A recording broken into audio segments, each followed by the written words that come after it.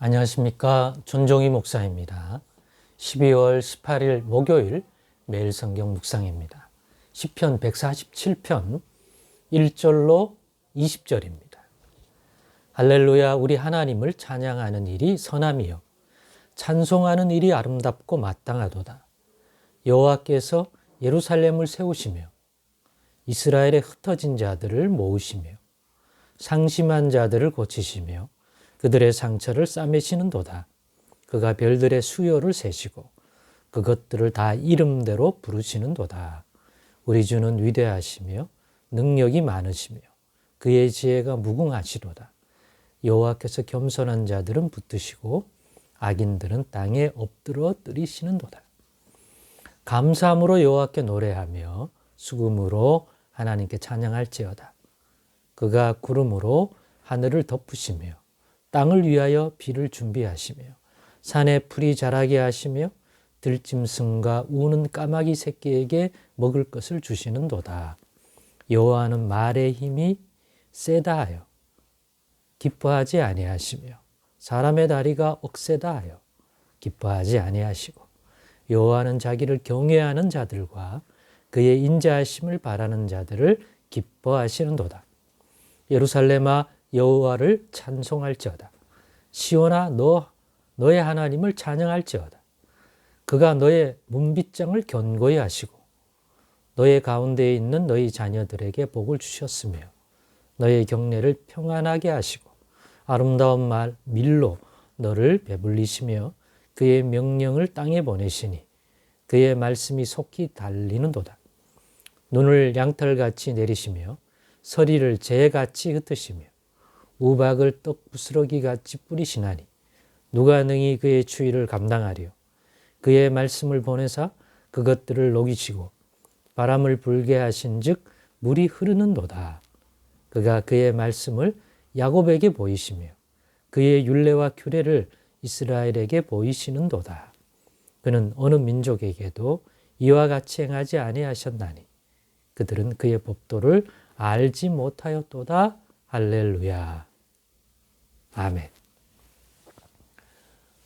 네, 오늘은 이 본문의 이 시편의 말씀을 가지고 하나님의 백성에게 주를 찬양함이란 이러한 제목으로 묵상 나눔을 갖겠습니다. 오늘 시편을 묵상하면서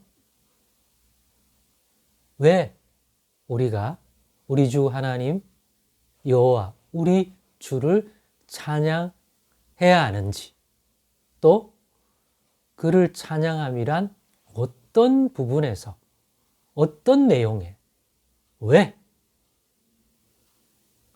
주를 찬양해야 하는지에 대한 이유와 내용들을 깨달을 수 있는 좋은 시편이라고 생각했기 때문에 전체적으로 하나님의 백성에게 주를 찬양함이란 제목 갖고 묵상 나눔을 갖겠습니다. 결론적인 얘기를 먼저 하자면 이와 같이 주를 찬양함이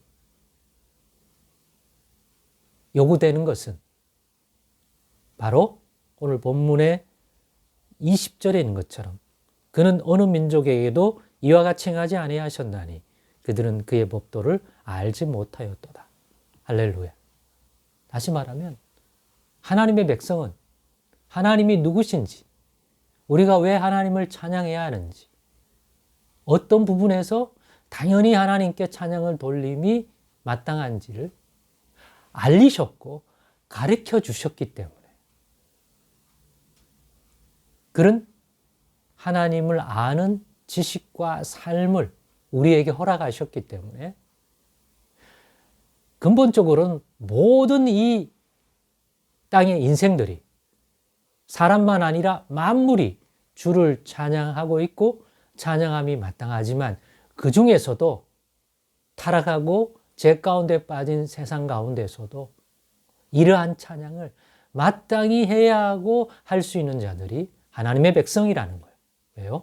하나님이 찬양받기에 합당하신 하나님이라는 사실을 알렸고 어떤 부분에서 그와 같은지를 또한 깨닫게 하시고 알려주신 유일한 이 땅의 인생이 하나님의 백성, 주의 백성이기 때문입니다.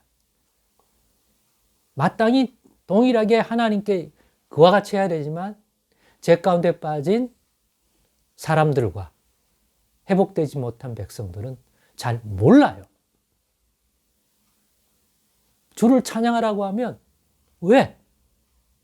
세상의 우상과 허무한 인생들을 보면서 육신적으로 찬양하는 사람이 하나님을 찬양하라고 하면 형식적이 돼버리는 거예요. 요즘 인기 있는 그런 가수, 트로트 가수, 또 정치인들, 열광하는 사람들이 꽤 많잖아요. 그래서 그런 사람들을 입혀 무슨 빠라고 부르는데 정작 우리 주 예수 그리스도와 그를 우리의 구속의 주로 보내신 그 하나님 아버지를 찬양함이 마땅하다고 하면 사실은 마음 깊은 곳에서 왜? 근데 무엇을 찬양해야지?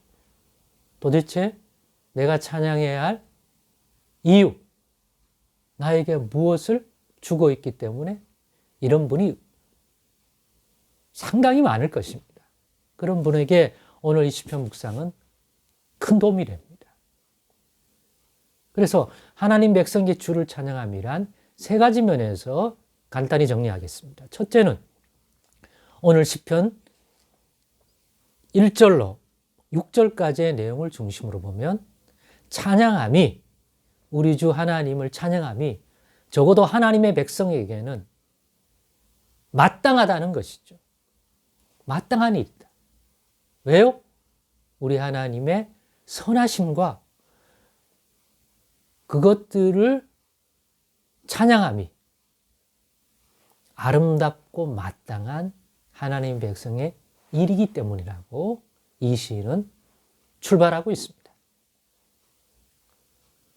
그러면서 그가 왜 우리로부터 그렇게 찬양을 받으심이 우리 편에서 해야 될 아름답고 마땅한 일인가? 내용이 들어있습니다. 읽어보신 대로 그런 일을 자기 백성에게 행하시는 이기 때문에. 두 번째는 그러면 찬양이란 어떤 마음과 어떤 중심에서 해야 되느냐? 감사함과 아름다운 모든 소리로, 수금으로 악기와 할 수 있는 모든 것을 통해서 찬성함이 마땅하다는 것이죠. 그러면서 특히 주를 경외함과 인자하심을 바라는 마음으로 우리 주께로 나아가 찬양함이 더더욱 하나님을 기쁘시게 해드리는 것입니다. 우리는 우리 육체의 자랑, 이런 것들을 가지고서 찬양하지만 하나님이 가장 기뻐할 것은 주를 경외하는 마음과 주의 인자하심을 오늘도 바라고 사모하는 그 중심을 가지고 하는 것이 가장 하나님이 기뻐 받으실 만한 것이라고 분명히 알려줍니다. 본문 7절로 11절을 통해서 그 부분을 저는 묵상해 보았습니다. 마지막으로 하나님의 백성에게 주를 찬양함이라는 것을 이해함에 있어서 이렇게 하나님 백성이 주를 찬양함이 마땅한 것은 또 그 마땅한 대상은 예루살렘과 시온이라고 얘기해 주고 있습니다. 본문 12절로부터 오늘 20절까지의 내용이 그건데 왜 그런가? 예루살렘과 시온은 무엇을 나타냅니까? 이 땅에서 주께서, 하나님께서, 여호와께서 자기 백성으로 삼으신 자들입니다. 그 백성들이 왜 이와 같은 찬양을 함이 마땅하고 선하고 아름다운 일이며 주를 경외함과 인자하심을 사모하는 마음으로 하나님을 찬양할 때 그 무엇을 가지고 하는 찬양보다도 하나님이 기뻐할 찬양이다. 이유는 인생들의 생명과 삶의 모든 필요를 공급하시고 보호하시는 분이 우리 주 하나님이기 때문인데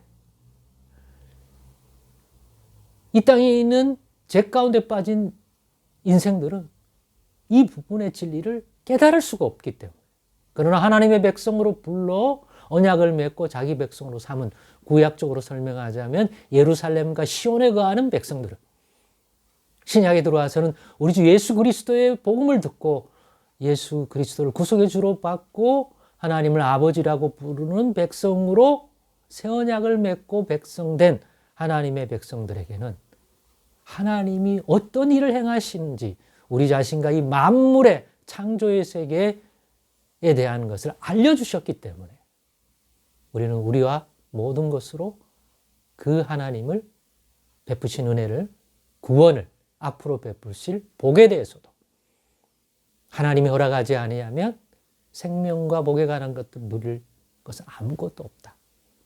모든 것이 하나님께로부터 기인한 것이기 때문에 이 사실을 알려주셨기 때문에 또 이러한 사실을 믿고 나갈 때 주 안에서 누리게 해주신 은혜와 복이기 때문에 이것에 대하여 합당한 찬양을 올릴 수 있는 백성이 하나님의 백성이요. 세상 사람들에게도 그와 같이 함이 마땅한 거죠. 왜 니들은 하나님을 그렇게 찬양하라고 물어올 때 우리는 분명히 얘기해 줄 수 있어야 합니다. 오늘의 묵상이 하나님을 찬양하는 우리 자신을 한층 더 성숙하게 만들어 줄 거라고 믿습니다.